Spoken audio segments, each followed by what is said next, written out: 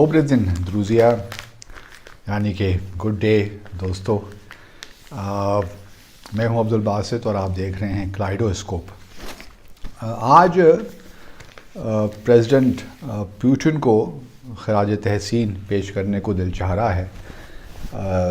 German की जो chancellor हैं एंगेला मार्केल, उन्होंने पिछले दिनों रूस का दौरा किया और एंगेला मार्केल आप जानते हैं कि 2005 से जर्मनी की चांसलर हैं और इनका ताल्लुक़ बुनियादी तौर पे था GDR से, जर्मन डेमोक्रेटिक रिपब्लिक, जिसको हम ईस्ट जर्मनी भी कहा करते थे।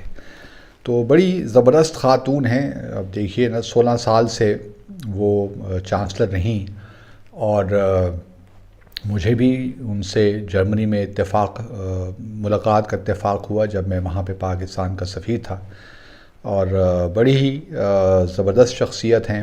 अब वो सितंबर में इस साल रिटायर हो रही हैं। सितंबर में जर्मनी में इंतख़ाबात होने जा रहे हैं। इनका ताल्लुक़ क्रिश्चियन डेमोक्रेटिक यूनियन पार्टी से था, जो कि कंज़र्वेटिव पार्टी है और पिछले कई सालों से बल्कि एक कोalition गवर्नमेंट ही चल रही है जर्मनी में।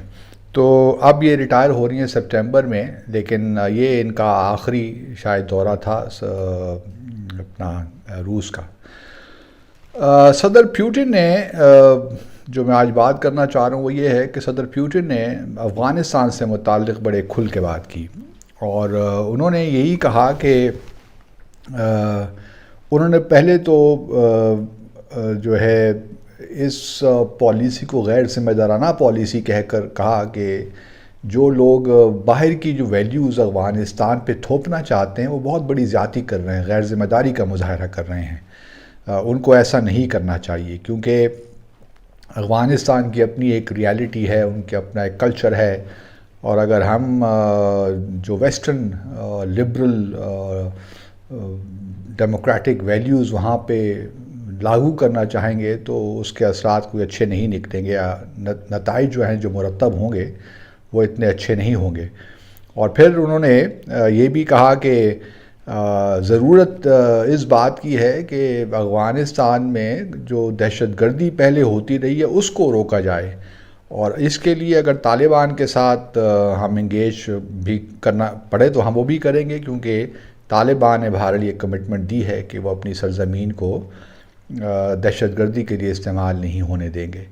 तो ये मैं समझता हूँ कि बड़ी खुशाइन बात है और चांसलर मार्केल ने भी दबे दबे अल्फाज में कुछ इसी किस्म की बातें की, लेकिन चांसलर मार्केल का मामला ये है कि जर्मनी ने फ़िलहाल अपनी एड जो है अफ़गानिस्तान के लिए बंद कर दी है और इसी तरह आप जानते हैं कि अमेरिका ने भी तकरीबन $9 बिलियन के जो है अकाउंट्स कह लें वो फ्रीज़ कर लिए हैं अफ़गानिस्तान के। अभी तक हम ये देख रहे हैं कि जहाँ रशिया, चाइना, बल्कि रशिया ने भी यही कहा है, बल्कि तालिबान ने ये कहा है कि हम चाइना के लिए बहुत अहम रोल देख रहे हैं अफ़गानिस्तान में आने वाले सालों में। ख़ास तौर पे जो चाइना का किरदार हो सकता है अफ़गानिस्तान की तरक्की के लिए वो बहुत अहम होगा और हम इससे पहले भी आपको बता चुके हैं कि चाइना की दिलचस्पी तो है अफ़गानिस्तान में तरक्की के काम करने के लिए। ख़ास तौर पे जो कॉपर माइंस हैं, तकरीबन 3.2 बिलियन की वो इन्वेस्टमेंट उन माइंस में भी करना चाहते हैं। उसके अलावा अगर अफ़गानिस्तान में अमन आ जाता है तो फिर तो चीन के लिए बड़े रास्ते खुल जाएंगे। पाकिस्तान के साथ साथ हमें CPEC, BRI, सेंट्रल एशिया की तरफ एक्सेस, तो आप अंदाज़ा कर सकते हैं कि अफ़गानिस्तान में जो अमन है वो कितना अहम है पाकिस्तान के लिए।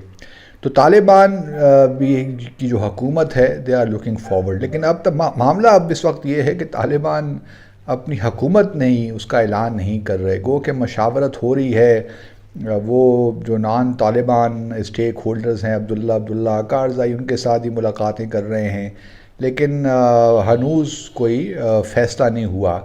कुछ लोगों का ख़्याल है कि वो 31 अगस्त तक का इंतज़ार कर रहे हैं, जबकि अमरीकी फ़ौजियों का इनख़ला मुकम्मल हो जाएगा, क्योंकि अभी तक तो वो एयरपोर्ट पे मौजूद हैं। तकरीबन 6000 के करीब अमरीकी दस्ते इस वक्त वहाँ मौजूद हैं और वो एयरपोर्ट का इंतज़ाम संभाले हुए हैं। تو کچھ لوگوں کا خیال ہے کہ اس وقت کا انتظار کرنا ہیں. میرا خیال میں یہ جو ہے طالبان کو اس کا انتظار نہیں کرنا چاہیے، اور اپنی جو ہے میں تو اگر ان کا مشیر ہوں تو یہی ایڈوائز کروں کہ جی آپ حکومت اپنی بنا دیجئے جو بھی آپ نے بنانی ہے، خاص طور پہ جو اہم پورٹ فولیوز ہیں صدر کا اگر وہ دینا چاہتے ہیں کیوں، یا پھر پرائم منسٹر کا، ڈیفنس منسٹر کا، فورن منسٹر کا، تو وہ دے دیجئے آپ. اور اس کے بعد پھر آپ دیکھیے، اور تعلیم کا وہ بھی ایک اہم شعبہ ہے.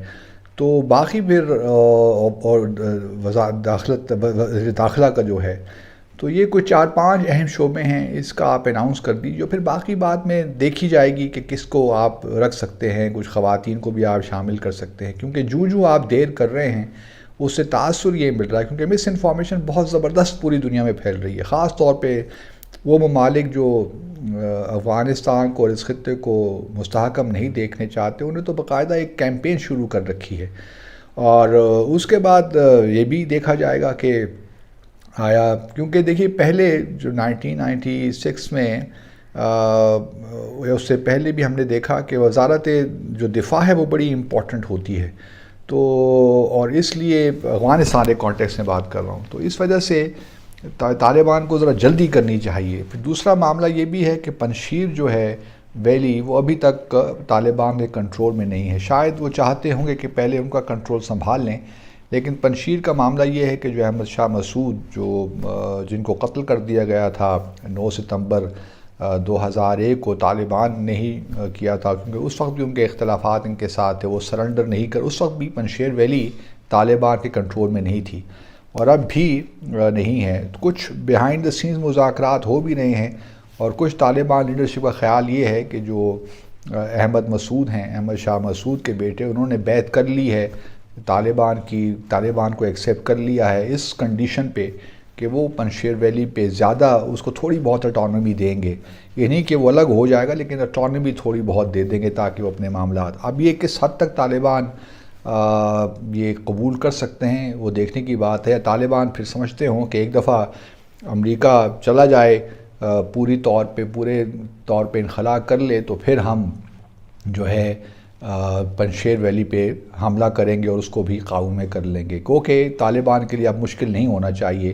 دوسری طرف ہم یہ بھی سن رہے ہیں کہ بھارت تاجکستان میں جو فرخور ان کا ایک وہاں پہ ٹریننگ کیمپ ہے، اس کے ذریعے وہ وہاں پہ آرمز جو ویپنز ہیں وہ سپلائی کر رہے ہیں پنشیر ویلی میں، تاکہ وہ ریزسٹ کر سکیں طالبان. تو یہ دیکھیے نا، اب سے معاملات شروع ہو گئے ہیں کہ کس طرح طالبان ایک ریزسٹنس کریٹ کی جائے. امراللہ صالح کو پروموٹ کر رہے ہیں as president of Bharat India, تو وہ Afghanistan president of Afghanistan exile میں آپ کہہ لیجئے. کہتے تو یہ ہے کہ وہ بھی شاید پنشیر ویلی میں ہے، لیکن میرا اپنا خیال یہ ہے کہ شاید وہ وہاں پہ موجود نہ ہوں.